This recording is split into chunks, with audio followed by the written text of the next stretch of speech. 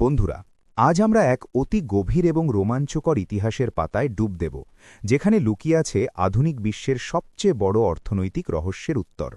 আমরা আজ আলোচনা করব আমাদের দেশ ভারত এবং আমাদের প্রতিবেশী দেশ চীনকে নিয়ে। একটা সময় ছিল যখন এই দুটি দেশই ছিল দারিদ্র্যের অন্ধকারে ডুবে থাকা দুই বিশাল ভূখণ্ড।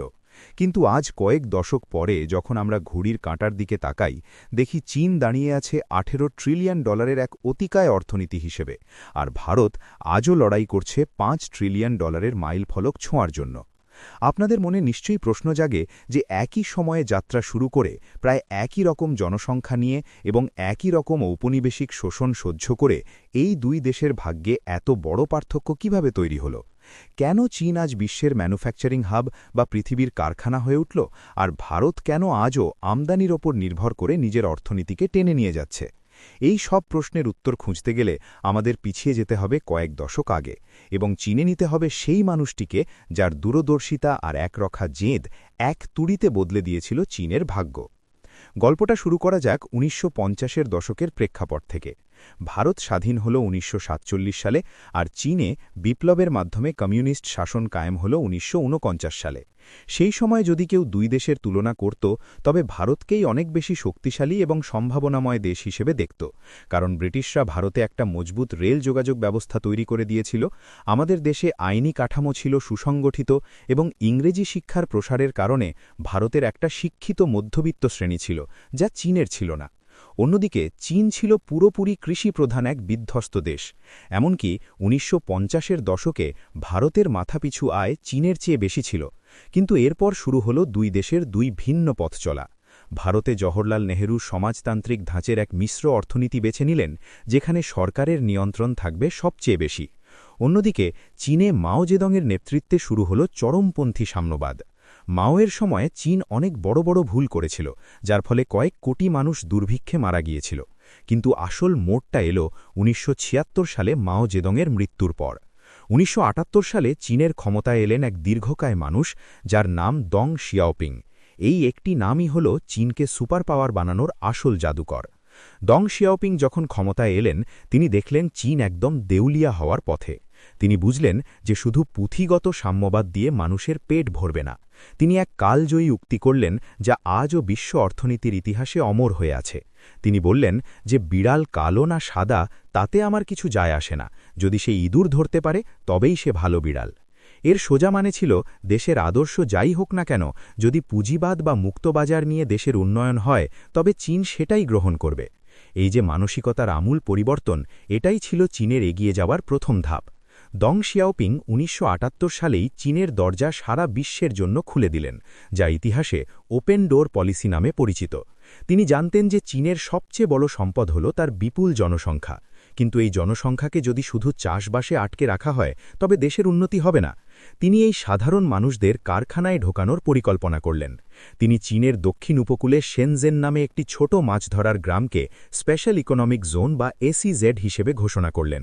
সেখানে নিয়মকানুন শিথিল করে দেওয়া হল এবং সারা বিশ্বের কোম্পানিগুলোকে আহ্বান জানানো হল। তিনি আমেরিকান এবং ইউরোপীয় কোম্পানিগুলোকে বললেন যে তোমরা তোমাদের টেকনোলজি আর টাকা নিয়ে এসো, আমরা তোমাদের সস্তা জমি দেব, সস্তা শ্রমিক দেব এবং এমন পরিকাঠামো দেব যা তোমরা নিজের দেশেও পাবে না। ফলাফল কি হলো চিন্তা করে দেখুন। যেখানে ভারতে তখন লাইসেন্স রাজ চলছিল, অর্থাৎ একটা নতুন ব্যবসা শুরু করতে গেলে কয়েকশো সরকারি দপ্তরের ঘোরে জুতোক্ষয় করতে হতো, সেখানে চীন লাল কার্পেট বিছিয়ে বিদেশি কোম্পানিগুলোকে স্বাগত জানাচ্ছিল। ভারত তখন সমাজতন্ত্রের নামে বিদেশি কোম্পানিগুলোকে ভয় পাচ্ছিল। এমনকি কোকাকোলা বা আইবিএমের মতো কোম্পানিগুলোকে ভারত থেকে বের করে দেওয়া হয়েছিল এই ভয়ে যে ওরা আবার আমাদের শোষণ করবে। এই যে মানসিক জড়তা, এটাই ভারতকে কয়েক দশক পিছিয়ে দিল। চীন যখন তার কোটি কোটি মানুষকে প্রাথমিক শিক্ষায় এবং কারিগরি শিক্ষায় শিক্ষিত করে তুলছিল, ভারত তখন উচ্চ শিক্ষায় অর্থাৎ আইআইটি বা আইআইএম তৈরিতে ব্যস্ত ছিল। শুনতে ভালো লাগলেও ভারতের বড় ভুল ছিল তৃণমূল স্তরে নজর না দেওয়া। চীনের শ্রমিকরা ভারতের শ্রমিকের চেয়ে অনেক বেশি দক্ষ হয়ে উঠল, কারণ চীন সরকার তাদের ন্যূনতম শিক্ষা আর সুস্বাস্থ্যের গ্যারান্টি দিয়েছিল। ফলে যখন কোনো বড় কোম্পানি কারখানা খোলার কথা ভাবত, তারা ভারতের বদলে চীনকেই বেছে নিত। চীনের শাসন ব্যবস্থা ছিল একদলীয় বা একনায়কতান্ত্রিক। এর একটা বড় সুবিধা অর্থনীতিতে দেখা গেল।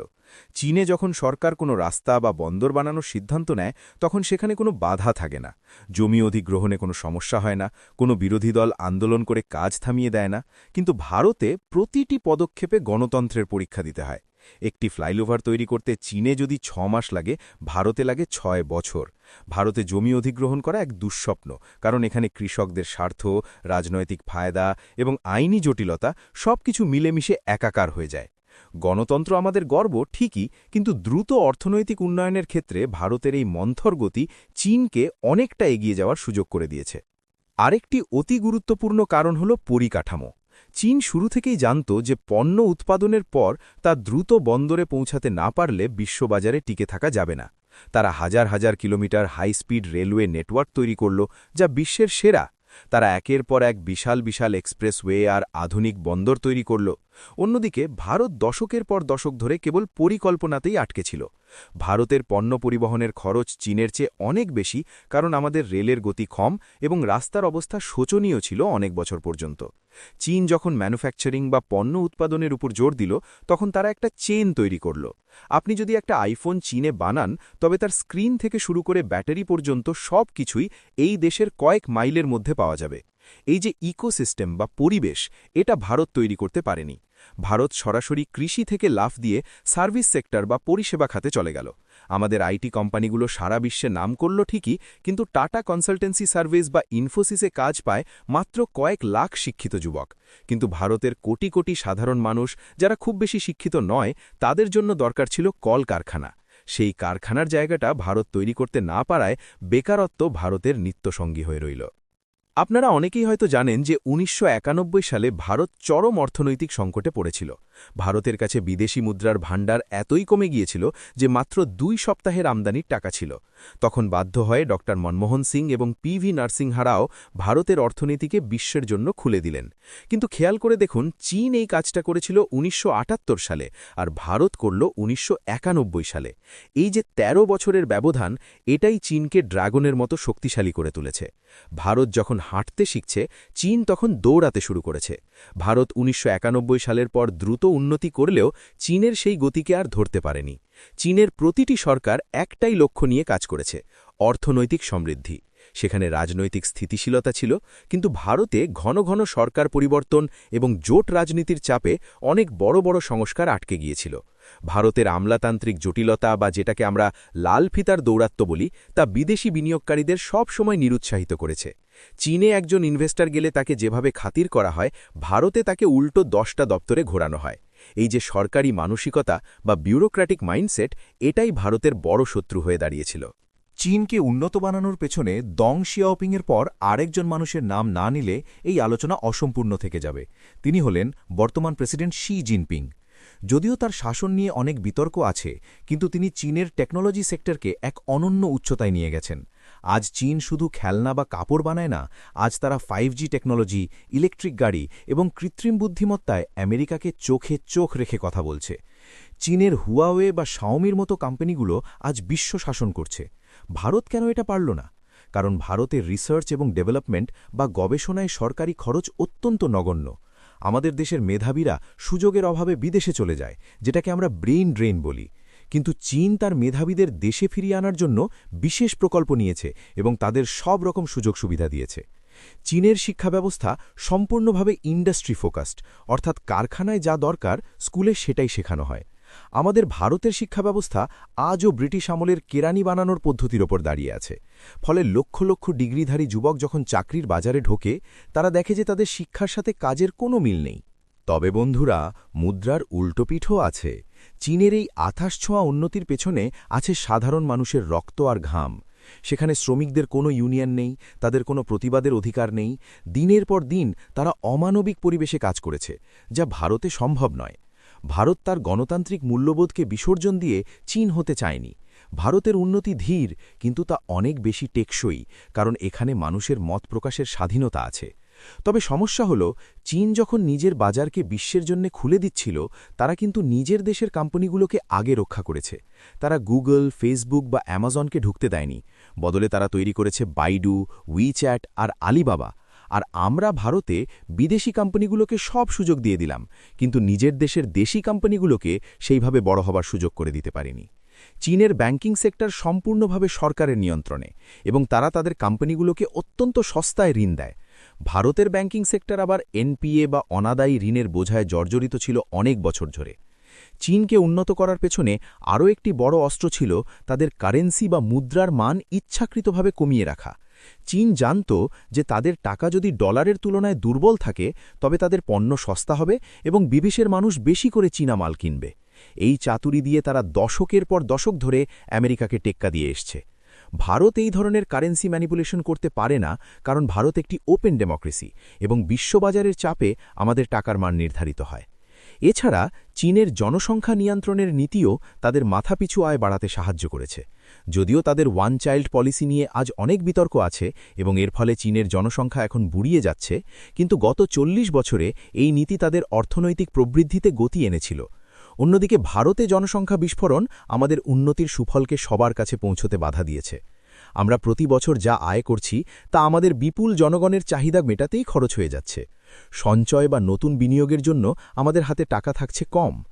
ভারতের পিছিয়ে থাকার পেছনে আরেকটা কারণ হল রাজনৈতিক সদিচ্ছার অভাব। ভারতের রাজনীতির একটা বড় অংশ ছিল জনমোহিনী প্রকল্প বা ফ্রিবির পেছনে টাকা ঢালা। বিনামূল্যে বিদ্যুৎ, সস্তায় চাল বা ঋণ মুকুবের মতো প্রকল্পগুলো ভোট পেতে সাহায্য করলেও দেশের পরিকাঠামো উন্নয়নে কোনো কাজে লাগেনি। চীন কিন্তু এই ভুল করেনি। তারা ভর্তুকি দেওয়ার বদলে সেই টাকা রাস্তা, হাইওয়ে আর রিসার্চে ঢেলেছে। তারা বিশ্বাস করত যে মানুষকে মাছ দেওয়ার বদলে মাছ ধরা শেখানো বেশি জরুরি। দং শিয়াওপিংয়ের সময় থেকেই চীন তাদের গ্রামগুলোকে ছোট ছোট শহর বা টাউনশিপে পরিণত করেছে। ফলে গ্রামের মানুষকে কাজের খোঁজে বড় শহরে যেতে হয়নি, কাজই তাদের বাড়ির কাছে পৌঁছে গিয়েছিল। ভারতে কিন্তু আজও মানুষ কাজের খোঁজে গ্রাম ছেড়ে মুম্বাই বা দিল্লি যাচ্ছে, কারণ আমরা আমাদের গ্রামগুলোকে শিল্পাঞ্চল বানাতে ব্যর্থ হয়েছি। তাহলে কি ভারত কোনোদিনই চীনকে ধরতে পারবে না? উত্তরটা হল অবশ্যই পারবে। গত 10 বছরে ভারত অনেক কিছু শিখেছে। বর্তমান ভারত সরকার বুঝতে পেরেছে যে শুধু আইটি সেক্টর দিয়ে দেশ চলবে না। তাই তো আজ শুরু হয়েছে মেক ইন ইন্ডিয়া এবং সেলফ রিলায়েন্ট ইন্ডিয়া বা আত্মনির্ভর ভারতের লড়াই। ভারত এখন ইলেকট্রনিক্স উৎপাদনে জোর দিচ্ছে এবং অ্যাপলের মতো কোম্পানি এখন চীনে তাদের উৎপাদন কমিয়ে ভারতে কারখানা বাড়াচ্ছে। পিএলআই স্কিম বা প্রোডাকশন লিঙ্কড ইনসেন্টিভের মাধ্যমে ভারত সরকার এখন দেশি বিদেশি কোম্পানিগুলোকে ভারতে কলকারখানা খোলার জন্য সরাসরি অর্থ সাহায্য দিচ্ছে। এছাড়া জিএসটি বা গুডস অ্যান্ড সার্ভিসেস ট্যাক্স লাগু করার ফলে ভারতের কর ব্যবস্থা অনেক সহজ হয়েছে, যা ব্যবসার পরিবেশ উন্নত করেছে। ভারত এখন বুঝতে পারছে যে পরিকাঠামো হল উন্নয়নের মেরুদণ্ড। তাই তো গত কয়েক বছরে যে গতিতে ভারতে ন্যাশনাল হাইওয়ে বা এক্সপ্রেসওয়ে তৈরি হচ্ছে তা আগে কোনোদিন দেখা যায়নি। চীনের একটা বড় সমস্যা হল তাদের একনায়কতন্ত্র। বর্তমানে শি জিনপিংয়ের কড়া শাসনের ফলে অনেক বিদেশি বিনিয়োগকারী চীন থেকে ভয় পেয়ে সরে আসছে। তারা এখন চায়না +1 স্ট্র্যাটেজি নিচ্ছে, অর্থাৎ তারা চীনের বাইরে অন্য একটি দেশে তাদের ফ্যাক্টরি রাখতে চায়। আর এখানেই ভারতের সবচেয়ে বড় সুযোগ। ভিয়েতনাম বা থাইল্যান্ড এই প্রতিযোগিতায় থাকলেও ভারতের বাজার এত বড় যে বিদেশি কোম্পানিগুলো ভারতকে অবহেলা করতে পারবে না। কিন্তু আমাদের মনে রাখতে হবে যে চীন গত 40 বছরে যে দক্ষতা অর্জন করেছে তা 1 বা 2 বছরে সম্ভব নয়। আমাদের শ্রমিকদের দক্ষতা বাড়াতে হবে এবং আমলাতান্ত্রিক জটিলতা পুরোপুরি দূর করতে হবে। চীনকে উন্নত বানানোর পেছনে দং শিয়াওপিংয়ের যে হিম্মত ছিল, ভারতের রাজনৈতিক নেতৃত্বে সেই হিম্মত দেখানোর সময় এখন এসেছে।